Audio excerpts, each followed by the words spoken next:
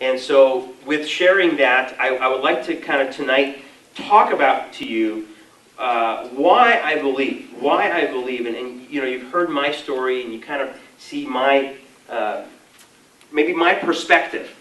Because again, I witnessed my birth country lose its freedoms. And now I've come to America. This is my home.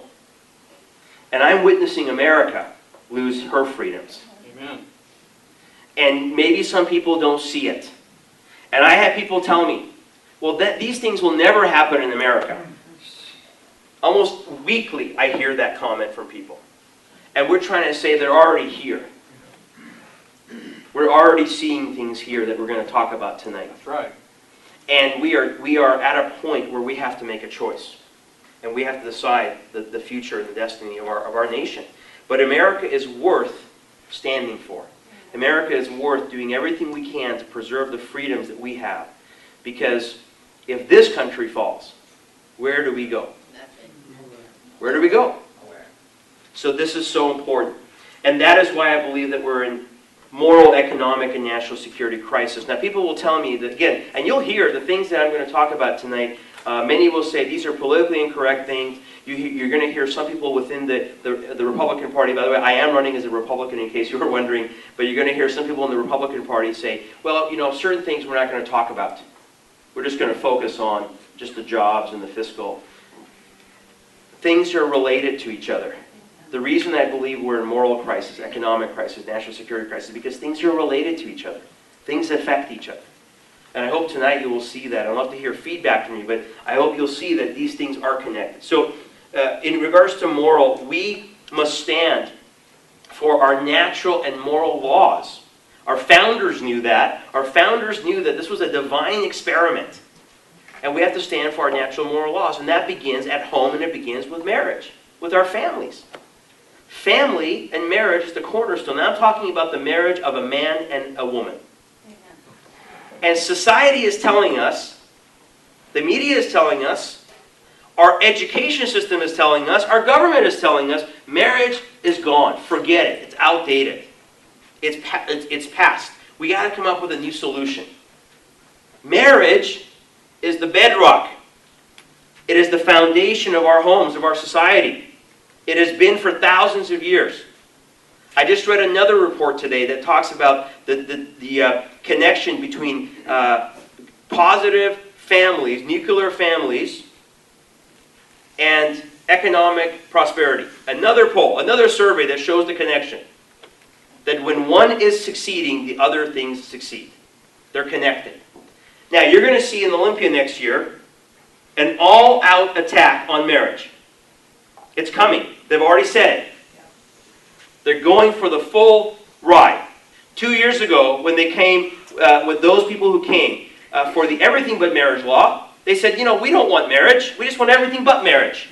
Right. 2 years later, they're back saying, no, now we want everything. We want the whole thing. And not only do we want the whole thing, but we're going to redefine. And we're going to bring this into the schools. And I'll talk about the curriculum in a minute. And so not only do we want it, but we're going to make your kids understand that this is the way it should be. We must stand proudly for marriage. And I stand proudly for marriage. That's right. I'm not ashamed to stand and to say this is what I believe. Because I believe in it, and I believe in the foundation and the root of it. And so we will support, and I would support, not only defending it and doing everything I can to lend my voice to that as governor, and working with courageous legislators who will stand up for marriage, but also I will do everything in my power to see a constitutional amendment. We unfortunately or fortunately need to have a constitutional amendment in our state that will define marriage as a union of one man and one woman. And I hope and pray that you will contact your legislators. Support legislators like Representative McCune. They're going to be hit hard next session. We need to call legislators down there and remind them, please do the right thing. Please stand for marriage as between a man and a woman. Because the other side is going to call. That's right. And so are we going to call? Are we going to support it? Are we going to show up to testify? Because it's coming. And so we're working behind the scenes with some different groups in our state to make sure that they're coming together and they're ready for this fight. Another moral issue is the sanctity of life. You see, I'm starting with all the politically incorrect ones, right? Might as well hit them right off the bat. Sanctity of life. You know, I talk to a lot of young people, and we have seen the next generation lose a third of its generation to abortion. And this state opened the door. We opened the door. And so we've had a culture of death and a culture of indifference, and it's time that we see a culture of life. I believe this dialogue is shifting. It is truly shifting, especially in the next generation. In the African American community, we see almost 60% of pregnancies that are ending in abortion. If you think about those numbers. In the Hispanic community, it's over 50%. These are staggering numbers. That is good. I mean, if you think about that, they're going to cease to exist within 2 to 3 generations. And so what can we do? Because again, we're being told either one, doesn't matter to the voters, don't even talk about it, 2, the governor can't do anything about it. Well, those people who say that, they should just step out of the way and don't run. Because you know what? The governor can do something about it. And there are courageous governors around the country that are doing something about it. That's right. We see governors that are passing parental notification and consent laws. So that your 12-year-old or 13-year-old cannot be taxied to an abortion clinic, have an abortion, come back to school, a week later have complications, and that's the first time you would hear that they had this procedure that could have killed them. And oh, by the way, if they want to go have an aspirin, they need to have parental consent. And if they want to go have an ear pierced, they need to have parental consent in this state. Our priorities are completely upside down.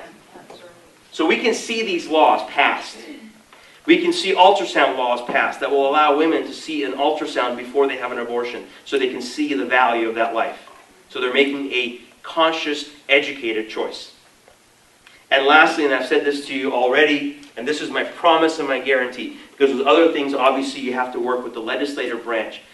But one thing that I can do, because the governor carries a pen, a veto pen. And so any bill that comes across my desk in 2013 and on, that is a budget that has any single dime of funding for Planned Parenthood, I will veto that bill.